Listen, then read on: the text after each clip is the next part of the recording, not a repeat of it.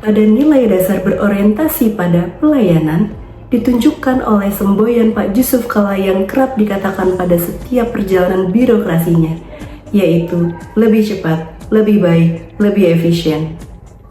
Ia selalu berfokus untuk memangkas birokrasi demi kepentingan masyarakat luas. Hal ini ia buktikan dalam penanganan kasus tsunami Aceh pada tahun 2004. Beliau memberikan instruksi untuk bantuan masuk pada hari-hari pertama bencana tanpa hambatan administratif yang berbelit-belit. Hal ini juga dibuktikan oleh award yang diberikan kepada Bapak Jusuf Kalla dari Badan Penanggulangan Bencana sebagai Lifetime Achievement dalam bidang kebencanaan. Pada nilai akuntabel ditunjukkan oleh Bapak Jusuf Kalla pada saat mengemban kepercayaan dari publik melalui integritas dan transparansi. Hal ini terbukti dari kiprah Bapak Jusuf Kalla dalam mendorong publikasi kinerja kementerian dan instansi pemerintah melalui Laporan Akuntabilitas Kinerja Instansi Pemerintah atau LAKIP.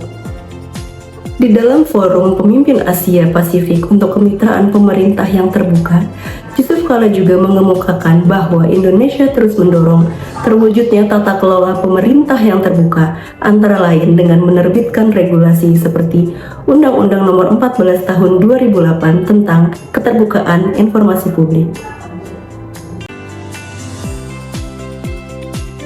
Kompeten ditunjukkan oleh Jusuf Kalla melalui siklus tanggung jawab yang pernah dia emban, mulai dari pengusaha, menteri, hingga politisi. Jusuf Kalla bukan hanya seorang pengusaha yang sukses, namun juga merupakan menteri dan politisi yang handal. Hal ini terlihat dari kompetensi Jusuf Kalla dalam memediasi konflik, lalu juga mendorong efisiensi dan produktivitas di lingkup kepresidenan.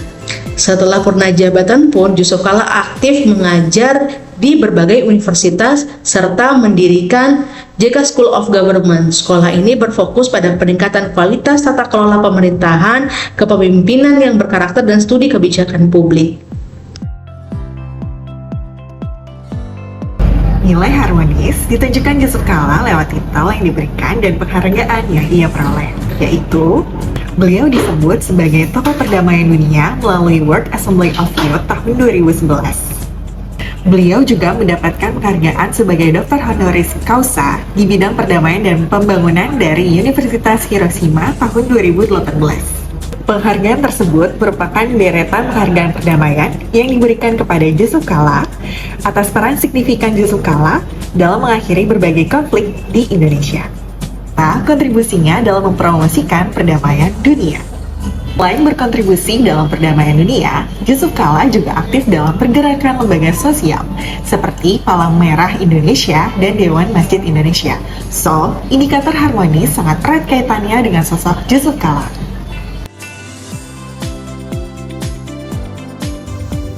Nilai loyal ditunjukkan Jusuf Kalla dengan dedikasi yang ia berikan pada kemanusiaan dan negara melampaui masa jabatannya di pemerintahan. Usai menjabat sebagai Wakil Presiden tahun 2019, Jusuf Kalla mengatakan, "Saya tetap akan sumbang pemikiran untuk bangsa." Kalimat ini tentunya dibuktikan oleh Jusuf Kalla melalui perannya yang aktif dalam memberikan saran kepada pemerintah, baik secara langsung maupun tidak langsung. Seperti saran Jusuf Kalla kepada pemerintah terkait imbas pola tarif yang sempat digencarkan oleh Trump. Pada November 2025, Jusuf Kalla juga baru saja menerima The Humanitarian Honor of Excellence oleh Garuda TV melalui ajang Indonesia Kita Awards atas kiprahnya yang konsisten dalam memperjuangkan kesejahteraan masyarakat dan kemanusiaan.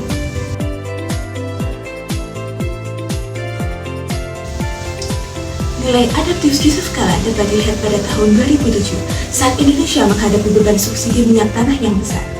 Pemerintah harus mengeluarkan uang negara Rp5.000 untuk mensubsidi setiap 1 liter minyak tanah pada 2007. Jusuf Kalla yang saat itu menjabat sebagai Wakil Presiden muncul dengan beberapa ide dan akhirnya final dengan ide penggunaan gas LPG. Ide Jusuf Kalla ini dapat membantu perekonomian negara Indonesia saat itu. Kesuksesan implementasi ini diakui oleh publik. Salah satu buktinya adalah Jusuf Kalla menerima anugerah dari ITB atas idenya untuk mengkonversi minyak tanah ke LPG.